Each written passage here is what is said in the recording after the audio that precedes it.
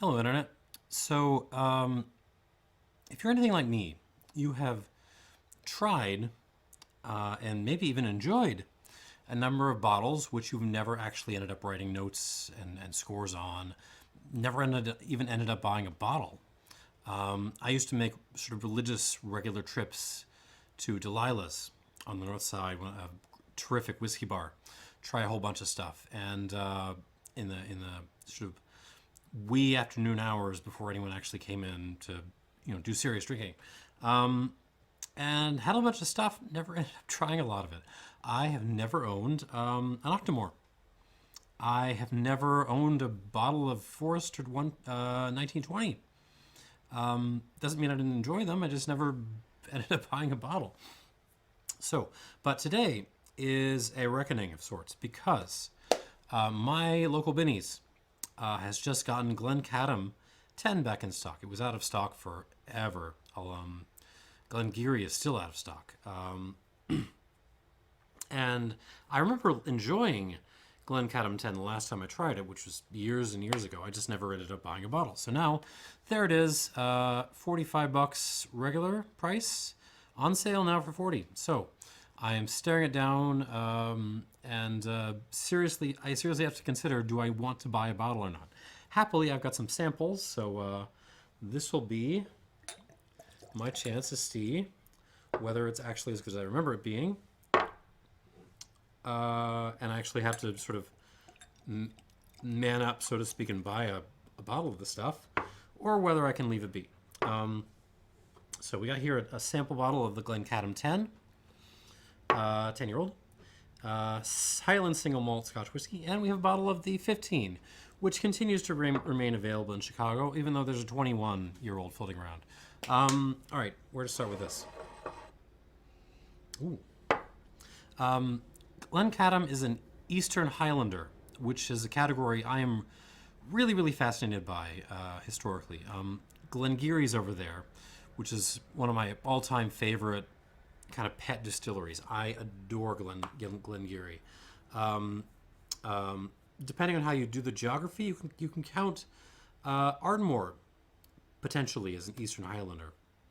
And there's a couple of other like weird distilleries over there. Fettercairn, another one, which can be amazing, can also be terrible. But none of these are like a normal sort of, straightforward distilleries. They're all a little bit strange, and I like that. I like the strangeness of them. So today we're going to try some Glencadam. On the nose, starting with the 10-year-old. So presumably bottled in the last 5 years or so. I'm going to guess 2019 maybe. Marked as unchillfiltered with no coloring. That's great. Bottled at 46%. That is even better. All right, what do we got? Very pure, rich, malty nose. Pear. Lots of just stewed pear is the first note I get. Mixed with some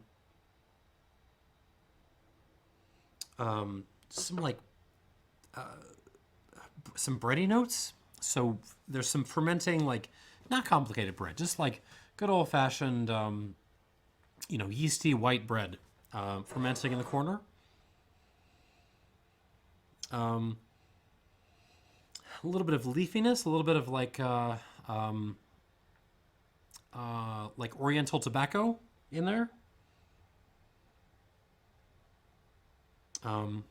Tea as well. There's some different kinds of tea. Maybe some Russian Caravan first of all. Slightly grassy. A little appley too. Not as much as the pear. It's more like a candied apple, like a Jolly Rancher or something. Used bubblegum.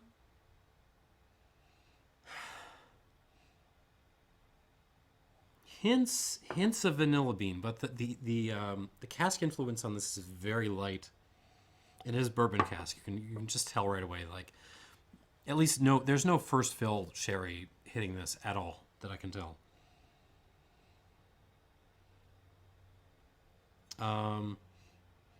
So we're really on like just pear-driven malty goodness with a little bit of an herbaceous touch and a little bit of tobacco-y goodness. And I find this delightful. Slightly smoky too, like I mentioned Russian Caravan, so it's got that little Lapsang Souchong note in there.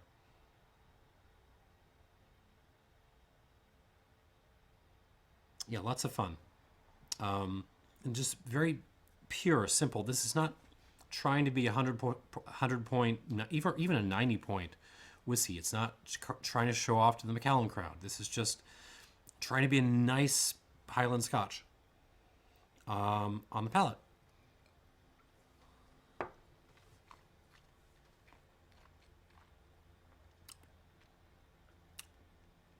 Oh, damn it. I am going to have to buy some of this. Oh, that's very good.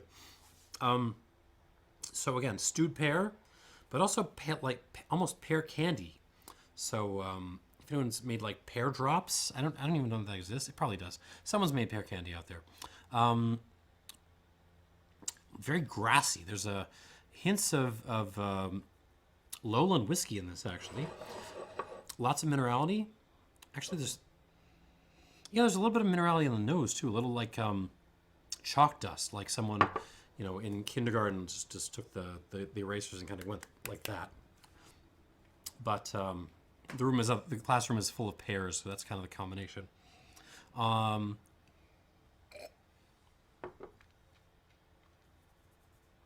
of minerality on the palate, lots of rocks, chalk dust. That slightly fermenting bread note on the nose has kind of become more of a beery note. What kind of beer? Like a lightly hopped red ale, something like that.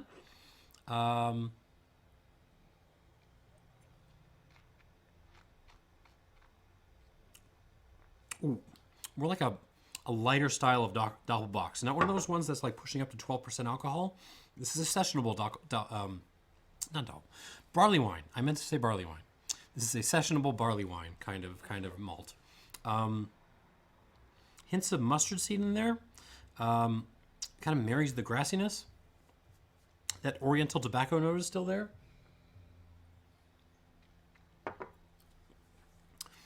And the wood influence is very restrained. Little hints of vanilla and creme brulee. That's about it as far as the wood influence goes. And it's very much marrying in with those kind of fruity notes. This is good. This is very good. Okay, I'm going to add a squirt of water to this 10-year-old. What's worrying me most is it's actually very drinkable.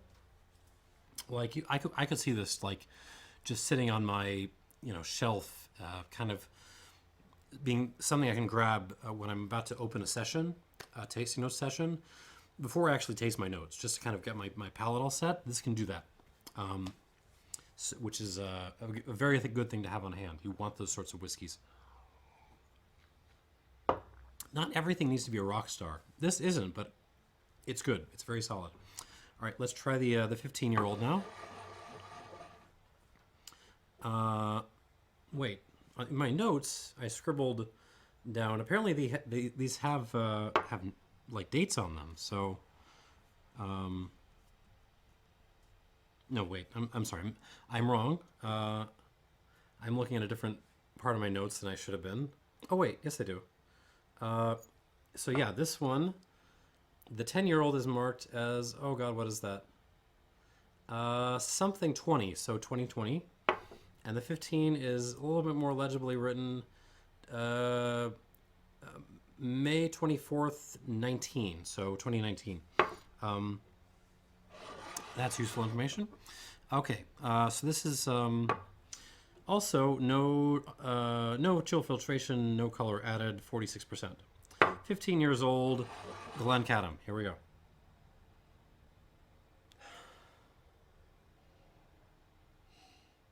Okay, so really we're just kind of taking the 10-year-old and adding 5 more years. I wish I could say more than that, but basically I'm just repeating a lot of the same notes. The kind of bready fermentary note the yeasty note I was getting before has kind of disappeared, with a little bit more vanilla, kind of dessertiness, there's like a almost a birthday cake kind of aspect coming in to take the place of the breadiness. So we're replacing bread with birthday cake and more vanilla. Or like a sheet cake, you know, the flat cake with all the icing on top. That's kind of what this smells like. But the pear still dominates, and it's just pure, beautiful peary goodness. The Russian Caravan tea is back.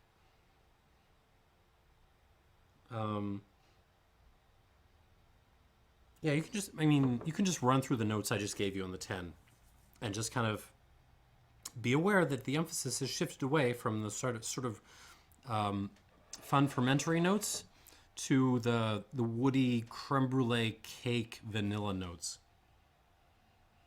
Even the minerality is kind of toned down a little bit. There's still a little bit of like crushed rock in there, but the sort of overt like chalk dust note has kind of toned down.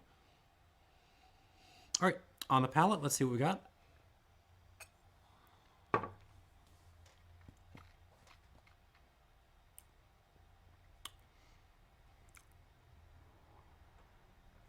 Hot damn, someone out there is making a slightly older whiskey that actually works. It hasn't been butchered with chill filtration and low bottling strength.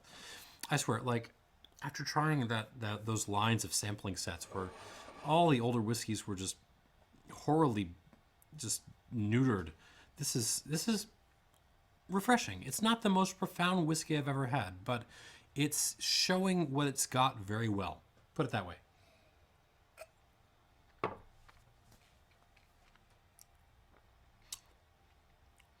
And what we have got is stewed pears, like dessert pears cut with stewed pears all around them. We're gonna put a scoop of vanilla ice cream on top of that. We're gonna toast it up with like a artisanal cooking torch, and then we're gonna drizzle take our pepper grinder and just put black pepper all over all of that. So it's pears, dessert pears, and vanilla ice cream, and like a little bit of caramelized ashy goodness, and a lot of black pepper.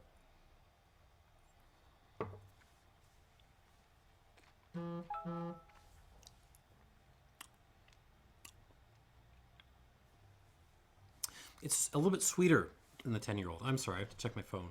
That would be my wife with our newborn.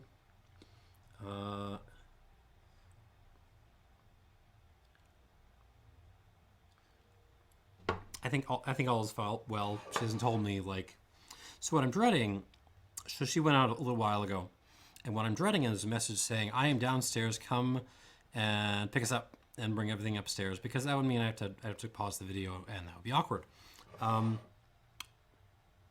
Considerably sweeter than the 10-year-old, at least to my palate. Let me try this again. Still a little tobacco, kind of lightly smoky tobacco coming in, so Russian Caravan. Not tobacco, tea creeping in, but also tobacco. That oriental tobacco note is more overt here. What is that? It's more ashy. It's more peppery.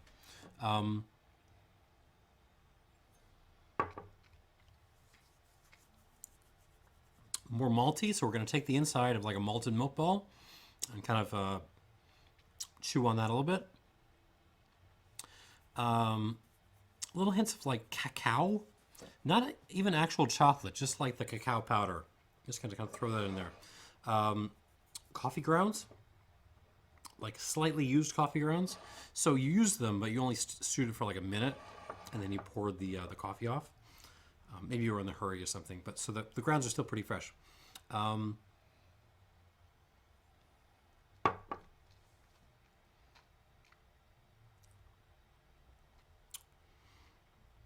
Yeah, it really just tastes like the 10-year-old with more wood on it, which is great. I appreciate that. I am not sure if I'm enjoying it more, though, is going to be the big problem. All right, so I'm going to go with squirty water. We'll come back to it.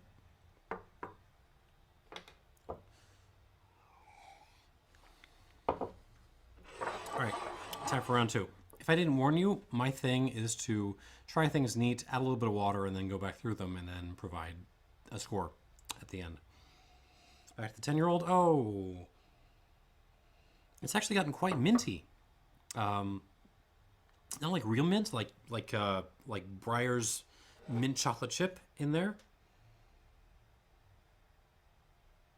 But it's carrying over a lot of the notes from before. The slight yeasty bread thing, the all the pear, just ginormous amounts of pear. The vanilla, the chalk dust, all that good stuff. The tobacco, the Russian caravan tea, that's all still here. A little bit more overt sweetness. So this is actually, with water, this is actually approaching the 15-year-old. The oaks are coming out a little bit more. And just a dash more pepper, like more white pepper than black, but it's there. Oh, and there's an overt graininess now. So we're going to throw a dollop of cream of wheat in there along with everything else. Nice little nose. Not a blockbuster nose. Your manager at work who loves Macallan will not understand the point of this. He's not going to get this. But I am absolutely seduced by this. On the palate.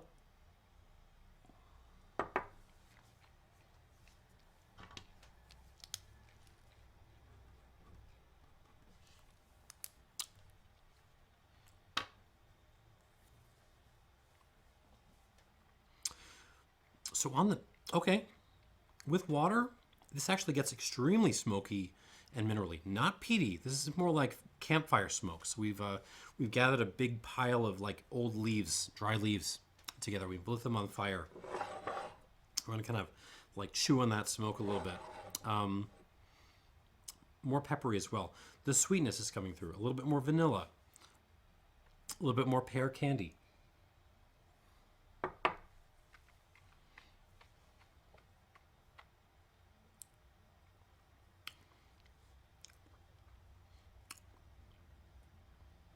This is good. By no means a profound whiskey. Oh, there's a nice little twist of like sour barley in there. There's the little briefest turn into like green sour barley, and then it's gone. But I noticed it, and I'm very happy that it's there. So again, gets a little more grainy with water, as on the nose. So. Like cream of wheat that turns sour for just a second, which I appreciate.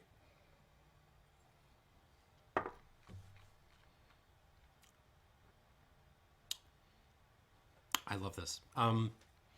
It's really fresh. It's really just, it's not the most profound whiskey in the world. What it's doing is it's just stimulating my palate, which is, it reminds me of the Glen Grant 15-year-old I reviewed, I don't know, a year or two ago, in that it isn't, like a thoroughbred awesome whiskey or anything, but man, does this make me like, it's drinkable for one thing, and it also just kind of gets my palate set for more serious things. I am salivating right now, which is not very common when it comes to Scotch malt whiskey. Score-wise, let me get one more shot.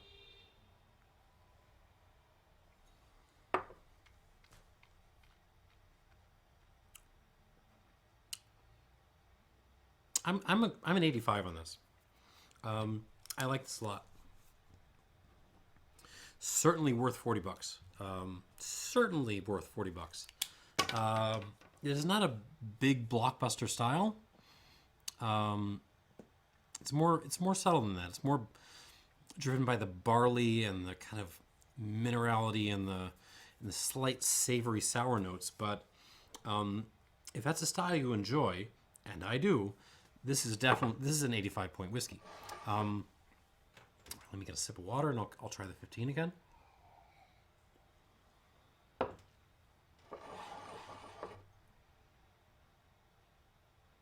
Okay. On the nose, the Glencadam 15 with water actually starts to take on more of those sort of sour elements that I was getting on the palate of the 10. I'm getting a little bit of sour pear now, like pear that's just a little bit unripe, but also mixed with some like sweet pear that's a little bit overripe. So it's underripe and overripe pear at the same time.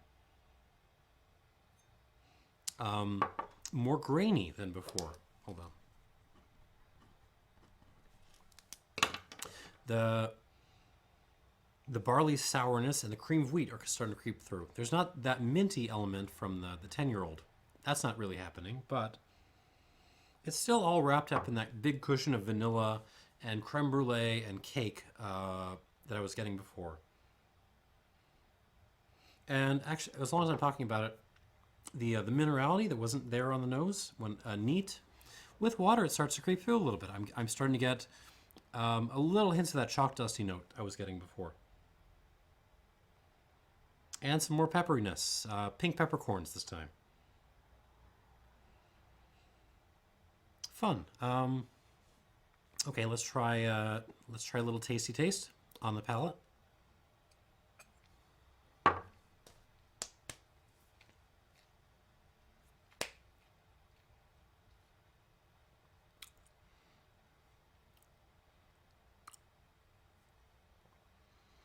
I like this. I like this a lot. It's not that much better than the 10-year-old. And I imagine value-wise, it's probably not worth the extra money. But is it really ever, the step up from a 10-year-old or a 12-year-old to the 15? Is it really ever that much worth the money, to be honest? No. Your answer is no.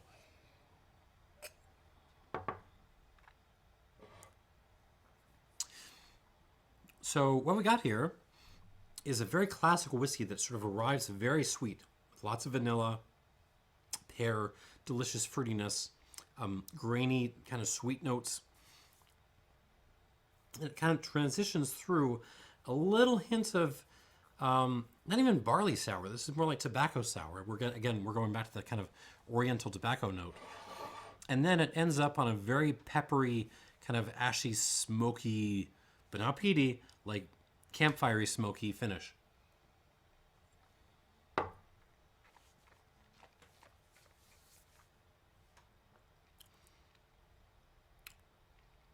Yeah. The graininess is really kicking in now. Has much more the form of a, for lack of a better term, traditional kind of whiskey. Your manager who drinks Macallan, he's not going to get the 10. He might get this one because it's behaving in that kind of way, with the sweet, fruity arrival and the big dry finish.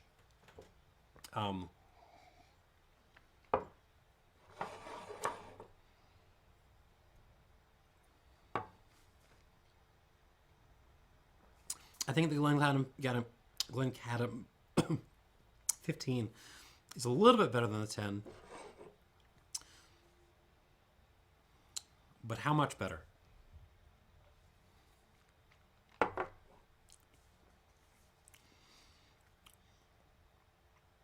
10's a hair bit fresher, a hair bit weirder.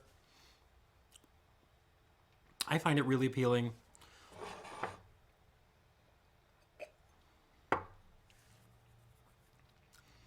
But the 15 has that extra bit of woody sweetness in the arrival, and that extra bit of peppery, sort of woody drying character on the finish. Oh, it's close.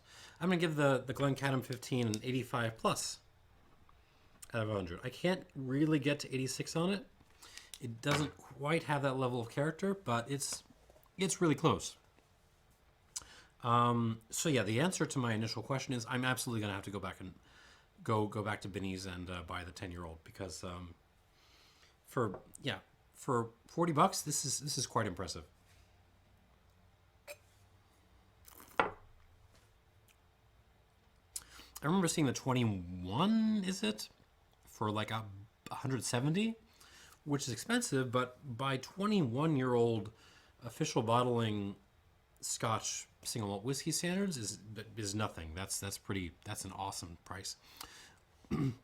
So I imagine this 15 would land maybe around 80, 90 bucks, which is pretty good value actually for the quality it's bringing, unless you compare it to the 10. And that's kind of the only problem you're kind of ending up here with there. Every time you look at the 15, you're always going to ask, why not just buy the 10? Why not just buy 2 bottles of the 10 instead?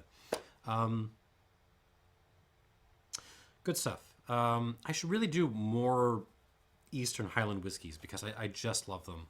I just adore the weirdness of that style. So if I can get a hold of them, Fettercairn's coming soon. Glengarry is coming soon. I don't know, Ardmore's coming soon. I'll look around. I'll see what I can get. Definitely to the extent that there are different spirits, alternative spirits in Scotch malt whiskey still, the Eastern Highlands are a great place to look for them. All right, thanks for watching. 85 for the 10, 85 plus for the 15. That's all I got. Thanks for watching and cheers.